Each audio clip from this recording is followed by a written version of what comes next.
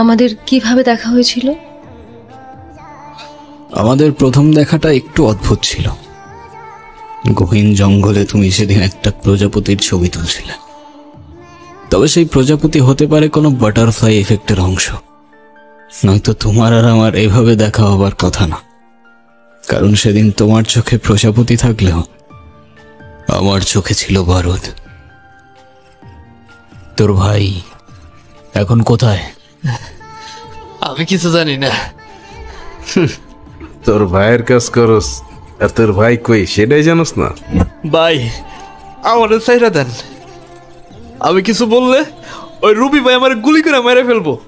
ও কাকা, ওর পিস্তলে বুলেট থাকলে আমার পিস্তল থেকে কি গোলাপ ফুল বেরোবে? আমি বললেও আপনারা আমার মেরে ফেলবেন। তোর গায়ে কেউ ফুলের টোকাও দেবে না।